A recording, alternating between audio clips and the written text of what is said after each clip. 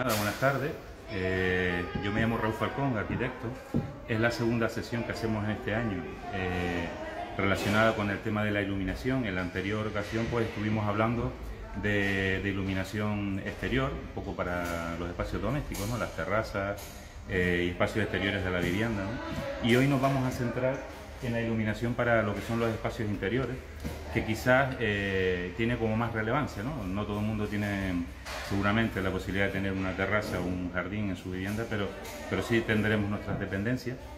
Y si estamos aquí hoy seguramente será pues porque te estás preguntando, ¿no? Realmente, si quiero iluminar mi vivienda, la quiero hacer de una manera adecuada, ¿cuáles son un poco las claves, ¿no?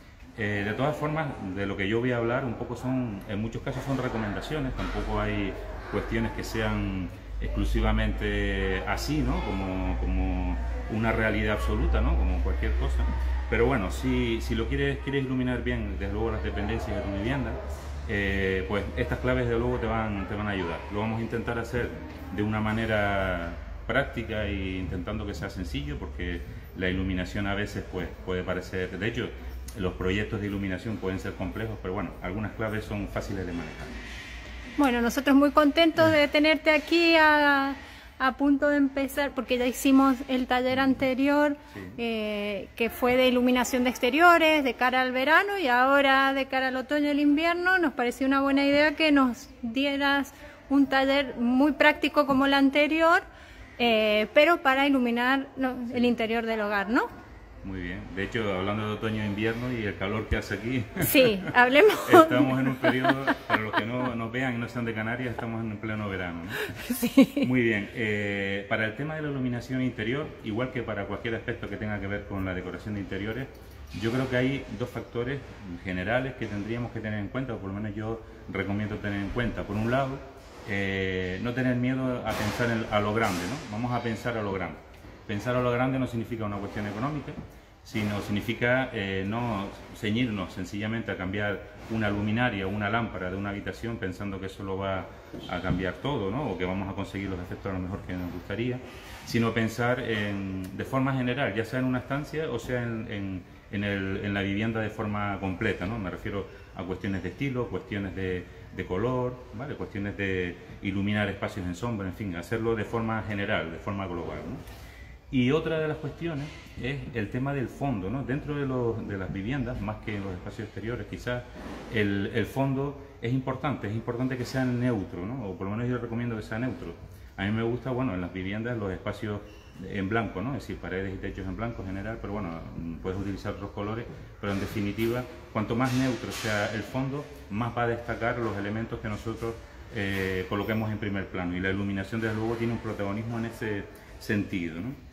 Bien, como digo, ya nosotros hicimos este otro taller, un sencillo recordatorio, ¿no? Un poco de lo que estuvimos viendo en su momento. Para los que no lo hayan visto, pues creo que lo pueden ver, ¿no? No sé si aún está colgado. Pero sí, bueno, sí, está en nuestro canal de Instagram. Eso es.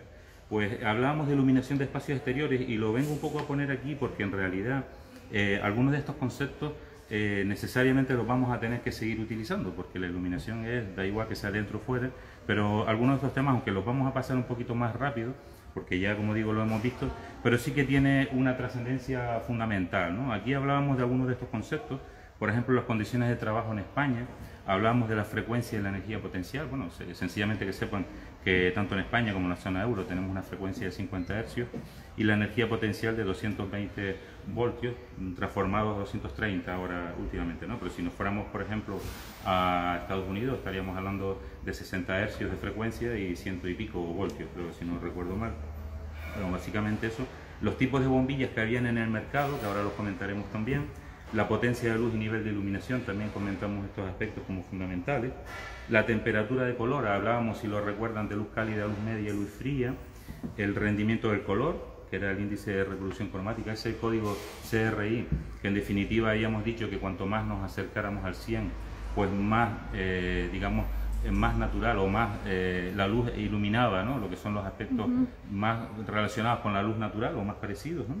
Los tipos de luminaria, los grados de protección IP, que lo comentaremos, y algunas soluciones que hablamos en su momento de ahorro energético, que fundamentalmente nos referíamos a las fuentes de energía solar en nuestro caso, y aspectos de como la sensorización, ¿vale? Para hacer más eficientes los aspectos como los aspectos de la iluminación en este sentido. Evidentemente, cuando hablamos de tipos de bombillas, aquí tenemos una bombilla, ¿no? Una cualquiera, estas son bombillas LED.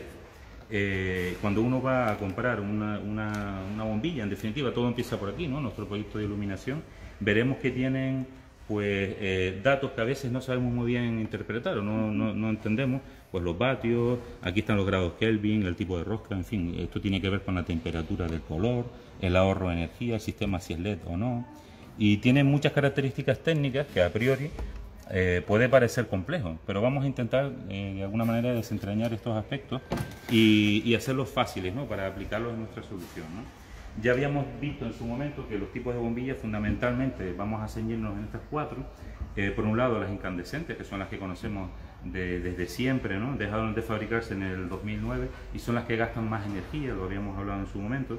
Estas bombillas, una de las características es que la temperatura de la bombilla cuando la enciendes es muy elevada. De hecho, aunque la apagues, si la tocas seguramente te quemas la mano durante un corto tiempo, ¿no? Después. Luego estarían las halógenas, que también emiten calor, pero en definitiva tienen una reducción del 30% en cuanto a consumo, ¿de acuerdo? Esta tiene una luz que asimila de luego bastante a la luz natural y tiene unas 2000 horas de vida de media, ¿no? Y tiene un encendido instantáneo, con lo cual de luego es mucho mejor que las incandescentes. Luego están las fluorocompactas, los fluorescentes, ¿no? Como las que tenemos en nuestras cocinas o en nuestras oficinas, si trabajamos en oficinas, pues serían las fluorescentes o fluorocompactas. Estas todavía suponen un consumo o un ahorro en el consumo mucho mayor, en este caso en torno a un 60%, tardan unos segundos en ofrecer toda la luz, el parpadeo ese inicial que suele tener, por eso es importante no colocarlo en sitios de paso, como son pasillos y zonas de tránsito.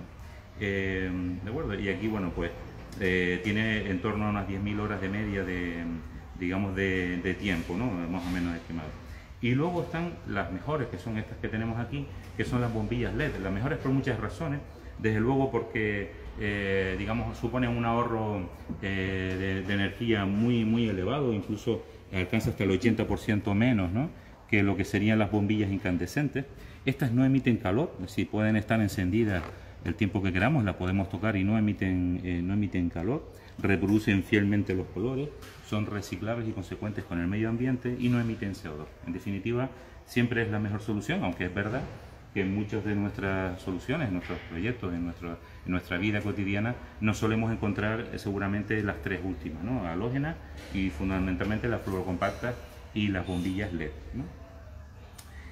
Bien, aquí habíamos hablado de esto en su momento, ahora lo voy a repetir quizás un poquito más rápido, pero es importante empezar por aquí, decir cuál es la cantidad de luz que yo necesito para cada habitación, porque si esto lo hacemos mal, desde luego el resto pues no va a tener tanto sentido, porque no, digamos que lo principal en un proyecto de iluminación primero es abastecer de la luz necesaria para cada dependencia o cada estancia, ¿no? Luego ya vienen otras cuestiones decorativas, cuestiones como temperatura del color, etcétera, etcétera, ¿no?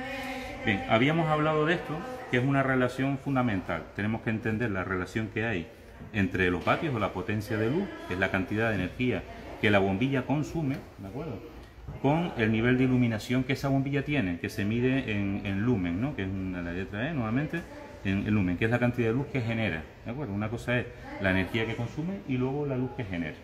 En esta tabla de la derecha, en esta tabla que aparece por aquí a la derecha, tenemos unas relaciones de equivalencia que son importantes. Si se fijan, la columna de más a la derecha son las incandescentes que nos habíamos referido antes, y veíamos ahí los distintos vatios, ¿no? 10 vatios, 20 vatios, en fin, hasta 950, por ejemplo, ¿no? Si miramos la columna de la izquierda, están los lúmenes, que como hemos dicho, el nivel de iluminación que tiene. Es decir, que una bombilla incandescente, por ejemplo, de 50 vatios, tiene en torno a los en torno a los 800-900 lúmenes, tal como vemos en esta tabla. Fíjense, de 80 vatios. Sin embargo, la LED, que es la que está la más a la izquierda, la columna verde que vemos ahí, con 10 vatios estamos resolviendo la misma cantidad de luz. No sé si se entiende esa relación. Sí, las fluorocompactas también están ahí en columna azul y las halógenas en columna rosa, con lo cual de izquierda a derecha vamos haciendo, digamos, cada vez menos eficiente la bombilla, ¿vale? Es decir, las halógenas, como hemos dicho, que ya no se fabrican, pero bueno, como referencia siempre las ponemos ahí y vamos viendo en la fila inferior cuál es el ahorro energético de una, siempre en relación a la incandescente, ¿vale? Las halógenas el 30% de ahorro, y fluorescente 60% y el 80% las bombillas LED. ¿Vale? En base a esto vimos un poco, y más ahora incluso para los interiores, vimos estas recomendaciones o estas relaciones de luces, ¿no? ¿De acuerdo? De luces que tienen que tener o que deberían tener, digamos, las distintas dependencias de nuestra vivienda. Entonces, si se fijan ahí, que la luz, en definitiva es la cantidad de luz en un punto concreto, que es diferente al lumen, que es la cantidad de luz que genera la bombilla, ¿no? Ahora lo vamos a explicar con un par de ejemplos. En los salones, normalmente va bien entre 100 y 300 luces, ¿de acuerdo? Pero fíjense que a la derecha, donde pone ver televisión, dice 50 luces. Eso quiere decir que ahí seguramente en los salones vamos a recurrir a una iluminación general de que va entre 100 y 300 luces, y luego podemos complementar con algún tipo de lámpara, con algún tipo de iluminación secundaria de esos 50 luces, que lo que hace es complementar cuando queremos apagar la luz general, ¿vale? Para ver la tele y demás, ¿no? Fíjense en las zonas de despacho y las zonas de lecturas tienen una equivalencia de 500 luces. Los dormitorios, por ejemplo, en los dormitorios infantiles 150 o 200 luces, pero si vamos a zonas de juegos le elevamos a 300 luces. Fíjense, la cocina es un caso claro, la cocina. Se pide unos 220 luces aproximadamente, pero en la zona de cocinar habla de 500 luces. Eso quiere decir, o es la manera en la que lo solemos interpretar, lo solemos ver es con la luz que tiene la propia extractor, la propia campana de la zona, digamos, de los fogones. Ahí necesitas una tensión mayor, necesitas una mayor cantidad de luz, por lo tanto aparecen en esa columna pues esos 500 luces por encima de la luz general de la cocina. Lo mismo pasa con los baños, entre 100 y 200 luces, pero el tocador, un poco por una cuestión de también mayor necesidad de luz, pues podemos alcanzar o podemos tener esos 500 luces, y zonas de pasillo pues con 100 luces iría de sobra. Iría bien. Podemos verlo en este ejemplo, ¿no? Esta es una vivienda, no la he diseñado yo, no me pongan críticas en ese sentido, pero bueno, es una vivienda cualquiera. Si se fijan, la parte superior tiene la puerta, accedes a un pasillo, si te vas a la izquierda tienes la zona del comedor y el salón. Un poquito más, bueno, a la izquierda, a la derecha, en el caso de ustedes, pues estaríamos viendo la cocina con una solana, y si nos vamos al otro lado vemos que tenemos dos dormitorios secundarios, ¿no? Dobles, un baño general, y luego al fondo tenemos una habitación tipo suite, que es una habitación de matrimonio con un baño incorporado. Vale. Nosotros tenemos estas dependencias y queremos iluminar adecuadamente nuestra vivienda. De momento lo que estamos haciendo, antes de dedicarnos a la cuestión decorativa, es garantizar que la luz que tiene cada dependencia, de luego, es la que tiene que tener, ciñéndonos un poco a esta tabla que hemos visto, ¿de acuerdo? Perfecto. En este ejemplo, por ejemplo, el salón, que es el salón que tenemos ahí, vamos a imaginar que tenemos una superficie útil de 15 metros cuadrados, ¿de acuerdo? La tabla nos decía que los salones se recomiendan entre 100 y 300 luces. Vamos a imaginar que lo queremos iluminar bien con 300 luces, ¿no? En esa fórmula que antes hemos visto, que los luces igual a las lumen partido por metros cuadrados, si resolvemos la fórmula veremos que para yo saber cuántos lúmenes necesito en nuestra bombilla o nuestras bombillas en plural, porque luego buscamos varias soluciones, serían los luces, que es la que necesitamos dotar, por los metros cuadrados de la estancia. En ese caso, nuestra estancia, en este caso del salón, pues nos demanda 4.500 lúmenes, ¿vale? ¿De dónde he sacado yo ese valor? Pues si vuelvo hacia atrás, de esta tabla. Vale. En esta tabla hemos visto aquí, no me acuerdo, creo que habíamos obtenido 4.500. 4.500, sí. Con lo cual, si nos vamos al LED, pues estaríamos dando una bombilla de 60 vatios. Bueno, pues venimos aquí y una solución podría ser con una bombilla LED de 60 vatios. Eso es una solución. En el mercado hay muchas opciones. Podríamos tener dos de 30 o podríamos tener una combinatoria de varias que funcionaran a la vez, ¿no? Un ejemplo práctico podría ser esto, por ejemplo, un salón iluminado con un plafón LED, ¿de acuerdo? Con unos 60 vatios, ¿no? Si ese es el cálculo que nosotros queremos dotar a nuestro salón. Podemos bajarle un poquito la intensidad si quieren. Si se fijan al fondo, pues ven unas lámparas complementarias, que bueno, son zonas un poco, si queremos apagar la luz general, pues para ver la tele, como comentaba antes, ¿no? Claro. Vale. Otro ejemplo cualquiera, pues el dormitorio principal, por ejemplo, ¿no? Imagínense que tenemos un dormitorio con una superficie útil de 11 metros cuadrados y lo vamos a dotar, como decía la tabla que comentamos, de 150 luces. Si hacemos la fórmula que hemos comentado antes, los lúmenes que nosotros necesitamos son en torno a unos 1650. Si yo me voy a 1650, a la tabla que hemos visto, pues vemos que necesitamos unos 20 vatios. Yo aquí lo que he hecho en esta solución, en este ejemplo, es ponerle pues 4 apliques que puedan estar en el falso techo de nuestro dormitorio, 4 apliques LED de 5 vatios cada uno, y ahí resolveríamos los 20 vatios que nos está demandando, 20 vatios si estamos hablando de LED, ¿no? Evidentemente, si nos vamos a otra solución tipo halógenos, pues tendremos que aplicar unos vatios mayores, ¿no? Pero como digo, enseñándonos las tablas que hemos visto, ¿no? Este sería un ejemplo cualquiera, ¿vale? Bueno, aquí vemos, ahí se pues, ven los apliques. Sí, unos apliques en la parte superior que nos está iluminando nuestro dormitorio con esta cantidad de lumens que hemos calculado. No sé si... Sí, está claro. Y además nadie pregunta nada, así que yo creo que está muy claro. Sería genial que alguien preguntara. Quien quiera preguntar, pues desde luego estamos encantados hasta donde podamos llegar. Pero bueno, como digo, es hacerlo muy sencillito y ya nosotros tenemos un primer paso dado, ¿de acuerdo? Este primer paso es fundamental. Si no sabemos qué cantidad de luz de qué cantidad de luz tenemos que dotar a las distintas estancias y cómo calcularla, será imposible que nosotros acertemos cuando vamos a comprar nuestras bombillas, como punto de entrada, como punto de partida. Con lo cual, esto hay que garantizarlo, ¿de acuerdo? Perfecto. Va. Ahora hay otro factor que es importante también, que es la temperatura de color. Es decir, esa pregunta, ¿cómo acertar con la temperatura de color a iluminar en mi hogar? Pues necesitaríamos saber un poco para qué uso le vamos a dar. Aquí habíamos puesto esta tabla en la vez anterior, la voy a comentar de una manera muy sencilla. La temperatura de calor pues se mide en grados Kelvin. Es decir, las distintas bombillas, que ahora podemos ver algún ejemplo, veremos que uno de los datos que tienen, antes hemos visto los vatios, ¿no? Y hemos visto los lúmenes, que ya lo hemos comentado. Ahora vamos a hablar de los grados Kelvin. Los grados Kelvin que nos marcan nuestras bombillas, por ejemplo esta nos está diciendo que es de 6000 grados Kelvin, es una bombilla con una luz fría. Si se fijan ahí en la tabla, de izquierda a derecha vamos de más cálida a más fría y van desde los 1000 grados Kelvin a los 10.000 grados Kelvin. Si nos vamos a los 1000, 2000 o 3000 hasta los 3300 grados Kelvin, es la clase de color que se denomina 1. Estamos hablando de luces de color cálido, ¿de acuerdo? Ahora veremos cuál es la aplicación. Si nos vamos entre 3300 y 5300 grados Kelvin, estamos en la clase 2 y estamos hablando de color medio, ¿vale? Una iluminación de color medio.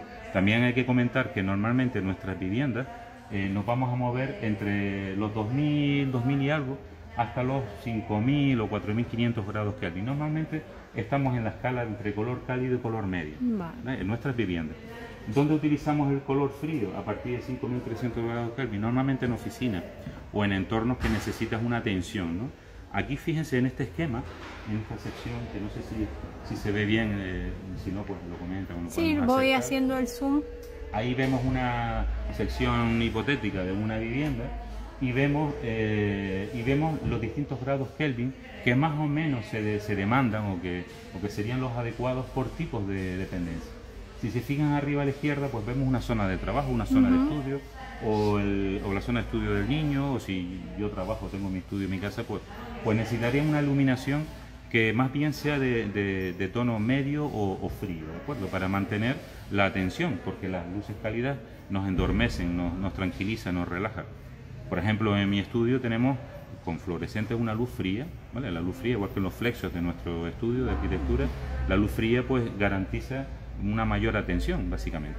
Si le ponemos una luz cálida, pues estaremos un poco más más pesados, más con sueño, más relajados, ¿no? También pasa esas luces medias de 4000, por ejemplo, aquí se recomiendan en estancias como el baño, que suelen ser luces también frías o medias, y en la cocina. En la cocina veremos que la temperatura de color suele ser fría, suele ser media, o luz día, o luz natural, que también se suele llamar. Y luego en las estancias como son pues el salón, el comedor o el dormitorio en general, vamos siempre a apostar por espacios cálidos, espacios digamos más confortables, ¿no? Más, en ese sentido unos 3000 grados Kelvin pueden ser perfectamente buenos, ¿no? En ese sentido, ¿no? Perfecto. Un ejemplo, un dormitorio con luz cálida. Este sería un ejemplo de un dormitorio, bueno, tiene dos lámparas, pero bueno, las que fueran, que apuesta por una luz tirando a cálida, ¿no? Otro ejemplo es el salón. Ahí estamos viendo algunas soluciones incluso de luces indirectas, que luego vamos a hablar un poquito de ellas, Y aquí en esta imagen hay varios aspectos que podríamos comentar, pero lo voy a comentar un poquito más adelante, pero que en definitiva es luz cálida, estamos apostando por la luz cálida en este momento. En la cocina, por ejemplo, luz media, ¿de acuerdo? Ahí esta es una solución seguramente con una tira LED, me parece que veo en la imagen, al fondo que, digamos, barre un poco lo que es el plano de la hornacina interior y genera una luz media, una luz fría en este caso, ¿no? Fíjense, un espacio de trabajo como puede ser ese, o si yo tengo una zona de estudio para, como digo, para mí o para el niño, ¿no? Pues siempre apostar por una luz media o una luz fría para generar una mayor atención, en definitiva. Hasta aquí también, ¿no? Sí. Es decir, ya sabemos qué cantidad de luz o qué bombilla, digamos, de alguna manera, cuántos son los vatios y cuál es la relación con los lúmenes, ¿no? A la hora de iluminar cada estancia, y ahora hemos visto su utilidad en cuanto a la temperatura de color. Con lo cual, estos son aspectos, desde luego, fundamentales, ¿no? También habíamos hablado en su momento qué es lo que debemos saber a la hora de comprar una luminaria, una lámpara, ¿no? Y a la hora de comprar una lámpara, una luminaria, más allá del diseño, que ahora podemos comentar algunos estilos y demás, habíamos hablado de esta tabla, que también sigue siendo importante, porque a veces podemos olvidarnos, ¿no? Que son los grados de protección. Cualquier mecanismo tiene estas dos siglas, I y P, ¿vale? IP hace referencia a los grados de protección, ¿de acuerdo? El grado de protección ante sólidos es la letra I y grado de protección ante líquidos es la de la derecha, ¿vale? Aquí, por ejemplo, abajo a la derecha, perdón, lo estoy viendo yo al revés desde aquí, abajo a la derecha vemos, por ejemplo, un IP de 68. El 6 hace referencia al grado de protección ante sólidos, que es la tabla que vemos a la izquierda, ¿de acuerdo? Y el azul o la letra a la derecha, pues el grado de protección ante líquidos, ¿vale? Esto también es fundamental y lo vamos a encontrar en un montón de mecanismos que compremos para nuestra vivienda, y si no sabemos lo que es, pues nos podemos equivocar.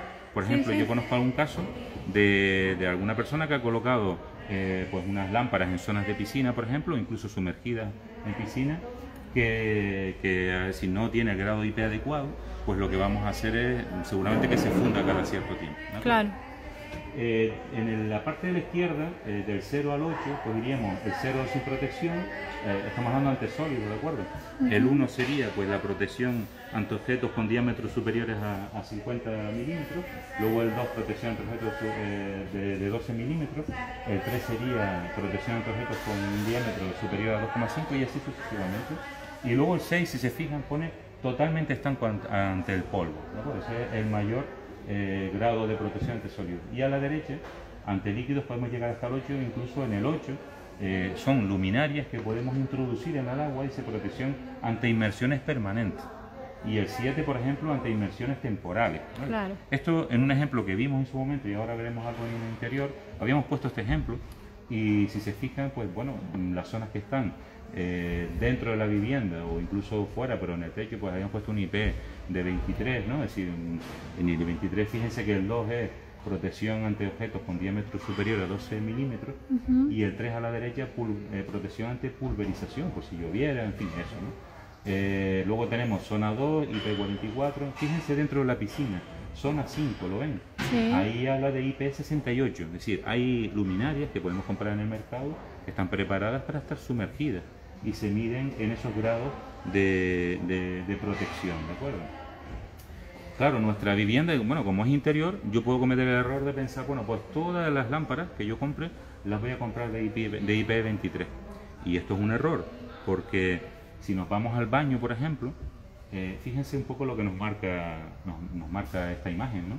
Nos está diciendo que en la bañera nosotros podemos tener iluminación si quisiéramos, sin ningún riesgo, siempre y cuando vayamos a un IP67, nos está diciendo ahí a la derecha. Sí. En las paredes, ¿no? Los alicatados, ¿no? Las paredes que están acompañando a esa bañera, pues nos recomienda un IP65. Luego hay un margen de maniobra que es un IP44, un poco es una cuestión de protecciones, sobre todo ante el agua, ¿no? Ante la humedad. Pero incluso cuando tenemos un plato de ducha, incluso con su propia mampara, ¿no? Con su propia protección en ese sentido, nos recomiendan, bueno, pues hasta 2,25 metros, pues protegernos con un IP44. A lo mejor el resto de la vivienda sí nos vale el 23 que habíamos comentado, pero en el baño y en la cocina y en la cocina también, en las zonas cercanas a los fuegos y al fregadero y demás, si ahí vamos a colocar algún tipo de iluminación, pues sería importante no cometer el error de poner cualquiera, sino pensar muy bien realmente en qué me voy a apoyar, ¿no? Pues un poco en estos criterios, ¿de acuerdo? Perfecto. Bueno, yo les quería comentar también algunas claves, y esto lo pongo ahí solo a modo de recomendaciones, porque en definitiva son recomendaciones por mi parte, y es, por un lado, no olvidarnos en algunos casos de utilizar, o por lo menos yo lo recomiendo, una luz indirecta en muchas ocasiones, ¿no? La luz indirecta, desde luego, tiene una relación inmediata con el fondo, con el espacio, ¿no? Y sirve para un poco destacar elementos en muchas ocasiones. La imagen que vemos a la izquierda, si se ve bien, vemos que es un lavamanos en un baño, donde el propio espejo tiene una luz indirecta, oculta detrás del espejo, separado del paño vertical, y que lo está iluminando por atrás. Vale, ¿para qué utilidad tiene esto más allá del diseño, ¿no? Pues bueno, uno puede estar, ¿no?, durmiendo, te levantas mejor un poco, vas al baño y no encender directamente la luz del techo y quedarte con esa luz que hemos comentado, azul o luz natural, quedarte destellado y desvelado el resto de la noche, sino que le puedes encender directamente el espejo de esta manera, ¿no? Y un poco no nos desvela, ¿no? Pero bueno, hay otras aplicaciones, por ejemplo, a la derecha también vemos, bueno, esa solución más allá del lavamanos, ¿no? Pero también se utiliza para otras muchas ocasiones. Fíjense la imagen esa de la izquierda, un vestidor en nuestra vivienda o un probador de ropa en una tienda con una luz indirecta oculta en el techo, ¿no?, que además hace que el techo parezca que está flotando, ¿no?, con respecto al resto del plano. Y ya empezamos a hablar de cuestiones de diseño que tienen que ver con todo esto. La imagen central, la imagen de la derecha, está hablando de luces indirectas, seguramente resueltas con tiras LED, que lo que va es acompañando un pasillo y le va dando una serie de una imagen direccional, una cuestión de diseño. Es verdad, yo hice hace unos años un proyecto para un establecimiento de copas, ¿no?, en este caso, donde se utilizó mucho, una de las ideas de diseño fue la luz indirecta, y entonces uno de los paneles del establecimiento, lo que se hizo fue resolverlo con un panel de madera sobrepuesto a la pared blanca, ¿no?, que está pintada de blanca, superponer un panel de madera con una forma y detrás de ese panel de madera iluminarlo de tal manera que lo que aparece es la forma iluminada tallada a través de la madera, ¿no? Claro, claro. Vale. Ese proyecto en definitiva nunca vio la luz como material, quedó un proyecto porque bueno, llegó la crisis y el establecimiento no sé si cerró, pero no acometió las obras, ¿no?, porque luego contemplaba muchas más cosas, ¿no?, más allá de la iluminación, pero bueno, es una aplicación, ¿no? Por ejemplo, aquí vemos otras soluciones que tienen que ver con la luz indirecta, por ejemplo el tema de la escalera, ¿no?, cómo iluminar con tiras LED, ¿no?, que es una aplicación interesante, ¿no?, para las escaleras, o incluso en el dormitorio, ¿no? Hay soluciones ahí, muchas en el mercado. Yo les invito un poco a que indaguen, ¿no?, para si tienen la oportunidad de aplicar esta solución en sus viviendas, ¿no? En otros casos, pues también recomiendo iluminar algunos objetos, ¿no?, para destacarlos. Esto es como cuando uno va pues, en un conjunto histórico, en un centro histórico, como puede ser Vegueta, por ejemplo, y vemos cómo se ilumina de una manera distinta la catedral con respecto al escenario del resto de calles, que suelen ser unas luces más amarillentas, y la catedral se ilumina con una luz más blanquecina, más potente, ¿no?, y aparece esa escenografía de alguna manera. Bueno, pues iluminar algunos objetos también es una solución, es una posibilidad en cuanto a diseño, ¿no? Aquí podemos estar iluminando, bueno, hemos puesto imágenes de cuadros, ¿no?, donde se iluminan los cuadros y demás, pero puede ser un jarrón, puede ser cualquier elemento que queramos iluminar y destacar, ¿no? Esta solución en una zona de lectura, en un salón, una biblioteca de lectura de nuestra vivienda, pues también con ese carril, ¿no?, y con esos focos, ¿no?, que van iluminando pues los elementos que están en la pared, también es una solución perfectamente válida, ¿de acuerdo? Otra cuestión que también yo creo que es muy interesante, y aquí uno tiene que echar mucho la imaginación y además no tener miedo en probarlo, ¿no?, porque vale realmente la pena, es en crear ambientes, y sin cortarnos vamos a crear ambientes o crear escenografía. En esta imagen, pues no sé si se aprecia bien, pero vemos una iluminación en el pasillo, que ahí un poco aparece o se adivina a la izquierda, pero luego en la zona del comedor aparece una lámpara que cuelga del techo a una cota más baja, y cuando se ilumina pues genera pues esa imagen, ¿no?, que si apagan las demás, pues bueno, la imagen del escenario, ¿no?, de la mesa aparece, ¿no?, y destaca con respecto a lo demás, ¿no? Y también eso he visto en varios restaurantes, sí, que a lo mejor tú ves el ambiente oscuro, pero en la mesa tiene la luz baja, cerca, y ilumina lo que vas a comer. Ilumina lo que vas a comer, puedes iluminar la barra desde la parte superior con unas campanas que cuelgan del techo, ¿vale? Iluminas de una manera especial pues determinadas zonas y vas generando ambiente. Este, por ejemplo, es un ambiente muy fácil de generar. Nosotros podemos generarlo. Antes habíamos hablado de que el salón necesitaba esos 300 luces, pero cuando apagamos esa luz general, que normalmente la vamos a tener en el techo y que yo recomiendo tener en el techo por una cuestión de evitar mucha sombra, luego podemos generar escenografías, ¿no? En nuestro propio salón, ya sea a través de velas, incluso como están ahí, o a través de esa lámpara de pie que aparece a la izquierda del sofá y que ilumina una parte, ¿no? ¿Vale? Eso es una escenografía que podemos generar en nuestro espacio. A mí estas imágenes, por ejemplo, me gustan mucho en concreto, porque si vemos a la izquierda ese dormitorio con ese panel de madera, ¿no? De diseño, y hay una abertura en la parte superior y con un sistema de iluminación, pues vas barriendo o bañas, ¿no? Ese panel de madera, destacándolo y separándolo del resto del techo.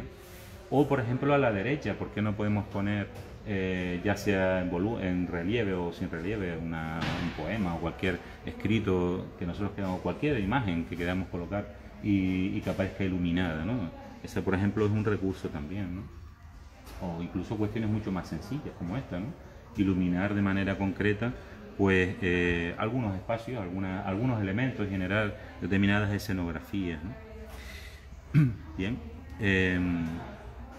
Y luego la cuestión del estilo. Yo antes, cuando me refería de pensar a lo grande, me refería más bien a no pensar en cambiar solamente una lámpara, que a lo mejor solo queremos cambiar una lámpara, está muy bien. Pero si yo quiero cambiar un poco, quiero hacer una decoración de, por ejemplo, una vivienda que he comprado y la estoy reformando, o sencillamente quiero cambiar, digamos, la decoración, ¿no? De lo que es mi vivienda en su conjunto, pues convendría pensar un poco a lo grande y pensar un poco cuál es el estilo que va a marcar mi vivienda, ¿no? Esto es un estilo pues industrial que se ha ido poniendo de moda en los últimos años, que puede ser así, incluso han visto que se ha puesto muy de moda ya hace un tiempo el tema de las maderas de pales y todo esto, ¿no? Y reciclaje y demás, ¿no? Pues poco tiene que ver con este aspecto industrial. Estos son luminarias también y están hechas pues con cañerías. Con cañería, exactamente, así iba a decir de sencillo, a lo mejor es muy difícil, pero en definitiva está hecho con una instalación de fontanería. Sí. Simple y a la vez, bueno, pues tiene que ver un poco con el diseño. Hay otros tipos de diseño, ¿no? Como pueden ser este estilo, o incluso más futuristas, ¿no? Esto es una lámpara con un estilo, con una tira LED, ¿no? Las tiras LED de luego han llegado, yo creo que para quedarse también, ¿no? Sí, porque cada vez uno le encuentra más utilidades. Sí, cada vez le encuentran más utilidades y además exactamente te sirve para marcar. Bueno, hemos visto muchos ejemplos de los que hemos ido comentando y te sirven para marcar y destacar o separar paneles y demás, ¿no? O para marcar un recorrido en una rampa o un recorrido en una escalera, por ejemplo, ¿no? Pero hay otros estilos. Este estilo, pues no sé, más árabe o más granadino en este sentido, que también, bueno, pues sirve para decorar el ambiente, ¿no? Si han ido alguna vez, por ejemplo, a Granada, ¿no? A la caicería, verán pues esas tiendas, ¿no? Que están atiborradas de tiendas, ¿no? Así con ropa y elementos, ¿no? Así árabes, ¿no? Pues verán que los techos están iluminados y ya solo el techo tiene un valor excepcional. Están iluminados con multitud de lámparas de colores y genera un efecto en sí mismo, ¿no? Pues nosotros tenemos aquí una que fue subirla a la web y se vendieron todas de este estilo, ¿no? Es más un colgante pequeñito, pero se vendió. Mira, teníamos una con los cristales de colores y otras con los cristales en tono blanquito. La de colores se voló. Pues que claro, te permite generar un ambiente, te permite generar pues un colorido, ¿no? Un aspecto cromático, ¿no? Que tiene que ver un poco con el rincón que quieras iluminar, ¿no? Y bueno, en definitiva, habíamos hablado también de un tema de rendimiento del color. Aquí ya no me paro porque ya casi lo estamos terminando, pero bueno, ya lo habíamos comentado en su momento. Ya dijimos antes también que el rendimiento de color pues se mide según el índice de reproducción cromática, que es ese código CRI, que ya dije antes que cuanto más cerca al 100, pues más fiel son los colores que reproduce nuestra luminaria, nuestra bombilla, ¿no? Ahí vemos la clase, ¿no? 1A, 1B, 2A, 2B, 3 y 4, y a la derecha vamos viendo cómo van de más a menos el índice de reproducción cromática, con lo cual una luminaria que sea 1A o 1B va a reproducir mucho más fielmente, ¿no? Digamos, los colores naturales del sol, ¿no? Esto es un ejemplo, sencillamente ya lo habíamos puesto en la vez anterior. Por ejemplo, abajo la imagen de la izquierda, pues un índice de reproducción cromática de 90, pues parece bastante más real que el de 70 que está a la derecha, que parece mucho más apagado.